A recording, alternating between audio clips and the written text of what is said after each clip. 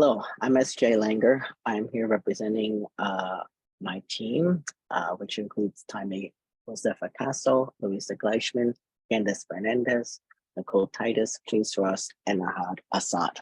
And I'm from School of Visual Arts, and the team is spread across two countries. And I'm going to talk about our interviews of the phenomenon of phantom sensation in trans and non-binary people. So trans phantoms are bodily sensations of gendered body parts that a person was not born with, i.e., and for these interviews, phantom penis sensation in a trans man. So this is a person assigned female at birth and is having the sensation, physical sensation of a penis on the outside of their body. And we theorize that this,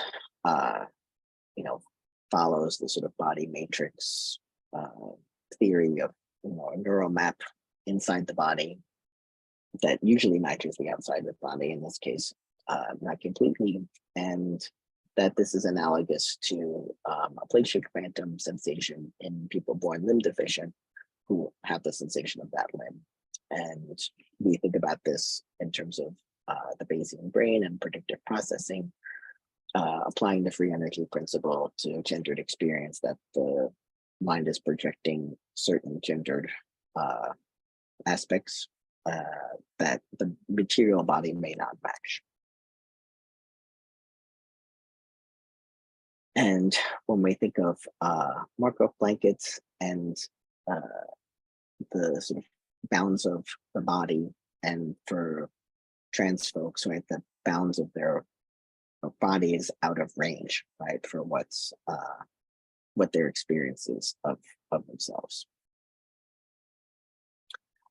And so what's the prevalence of this phenomenon in terms of phantom penis in general? The first three studies with Ramachandran and Case found between 62 and 71%, but this was small samples.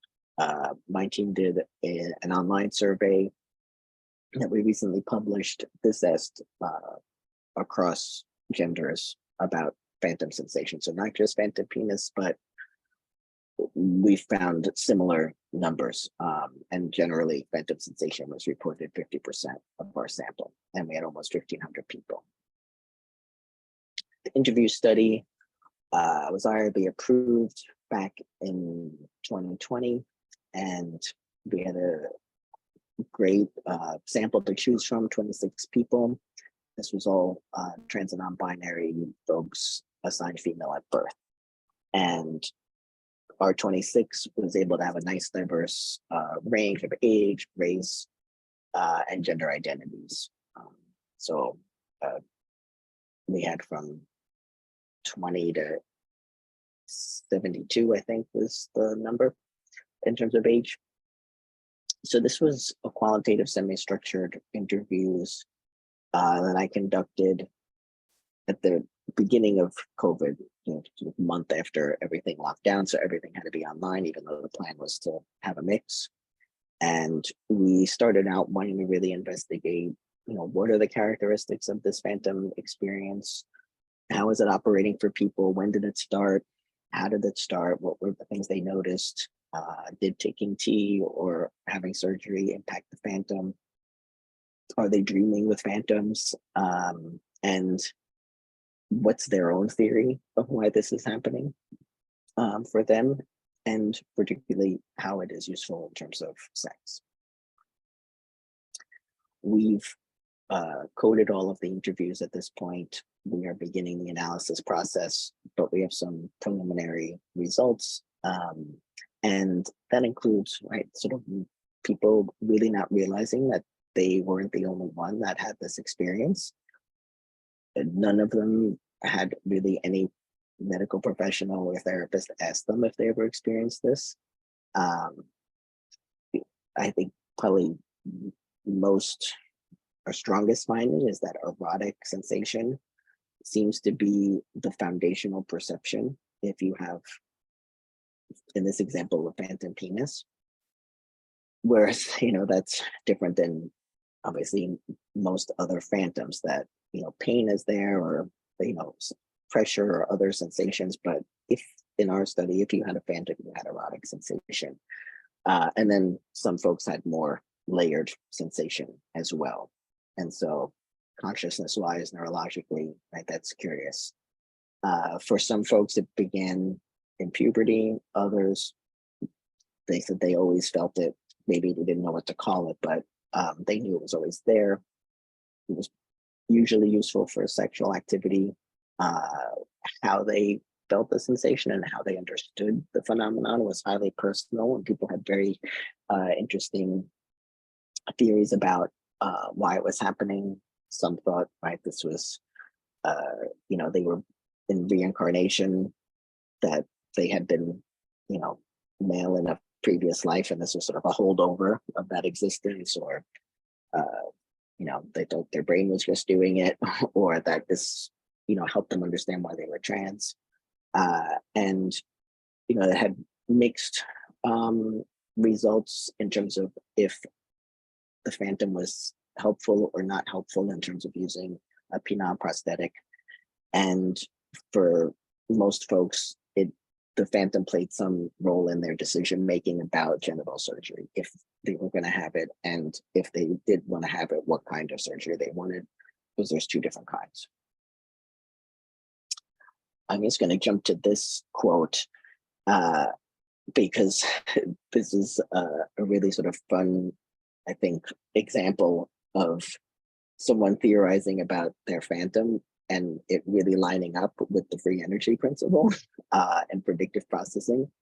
And so he said, yes, neurotransmitters and shit that's firing, that's saying ping, ping, ping, that is what's happening. And it's not happening like for other folks that don't fall into the same categories as me. I know it. I was just not, it's a brain thing. It's a brain thing. It's totally a brain thing. That's why it's so real. He was a really fun person to interview.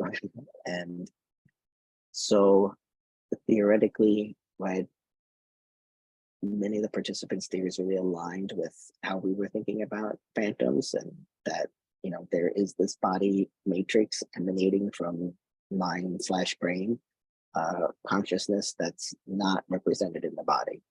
And that this is actual sensation that people are having. This isn't about a wish for a penis. Like, certainly the wish is there, right? But the wish is there for 99% of trans men or transmasculine folks, or very high percentage. Whereas these folks, right, they understood wish, and that this was something completely different, in that they are actually really feeling it and using it. And obviously, in contrast to other phantoms, these were not primarily painful, and that folks really wanted to be able to develop the sensation, right? Not remove it, and to make more use of it.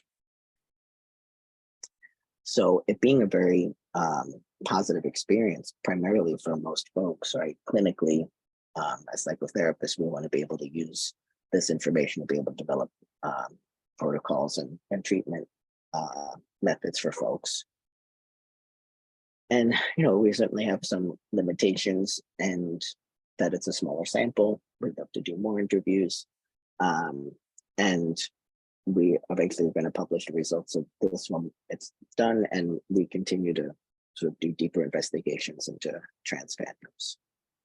So thank you very much for your attention. And thanks to SVA for supporting the work. And if you have any questions, please email us there, or you can, find me through the conference if you want to email me directly. All right. Thank you so much.